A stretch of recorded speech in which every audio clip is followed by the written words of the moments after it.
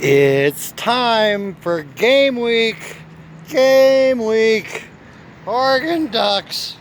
Oregon Ducks. Game Week. Game Week. I'm here from tropical Las Vegas, otherwise known as the section between Treasure Island and the Mirage. They've got it. It's a beautiful little area in here. It's breezy. It's got a lot of palm trees and stuff.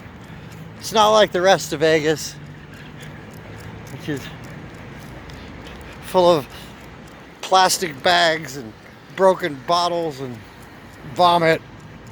But yeah, this is the area right here to hang out. Right, this little walk between Treasure Island and I think it's the Mirage. Not 100% sure, but we'll be there soon enough.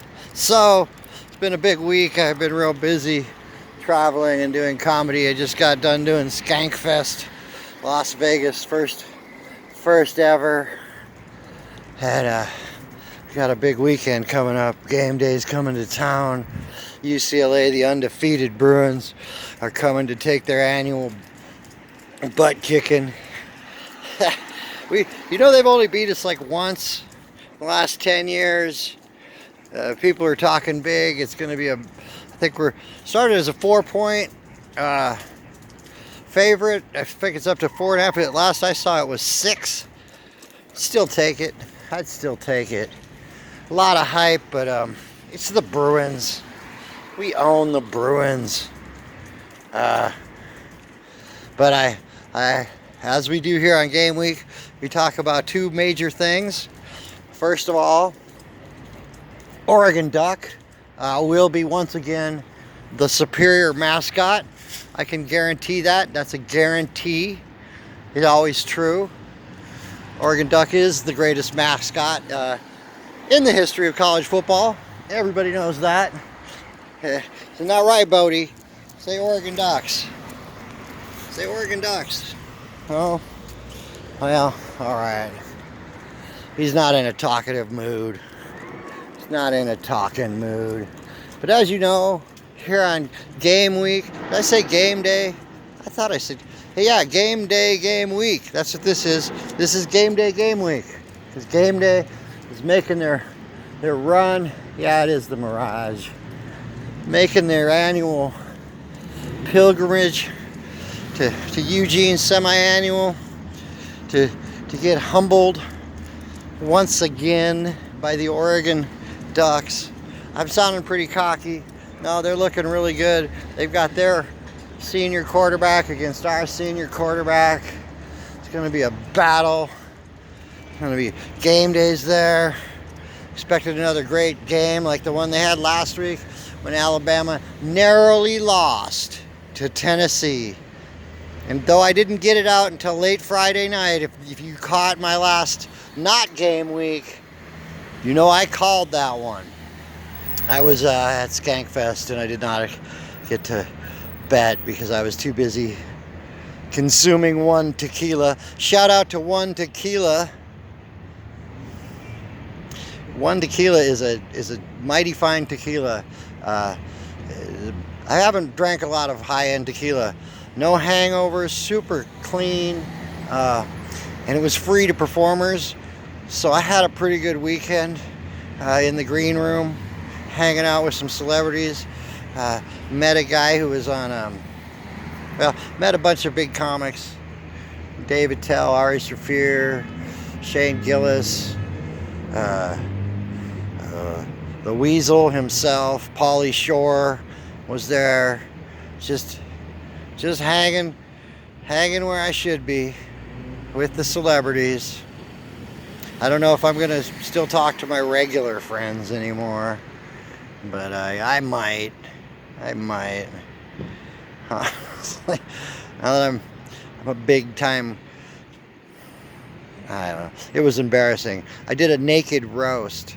I stood in front of over 200 people. Well, maybe not that many. Over 100 people, naked. My roast partner did not show up. It was a bad move for him. That's not something you do at a major event like that.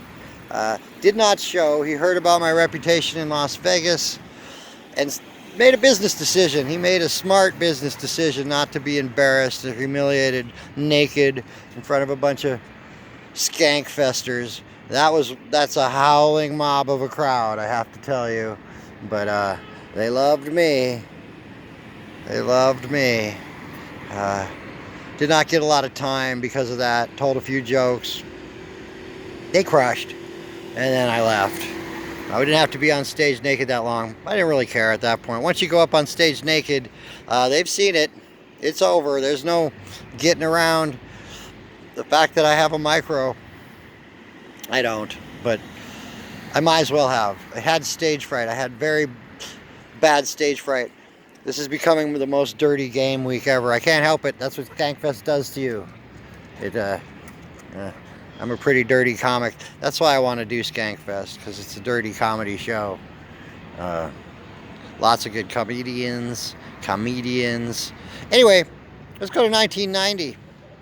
Oregon Ducks, UCLA Bruins. I was there in the crowd. It was a hell of a game. Looked like UCLA had it sealed up.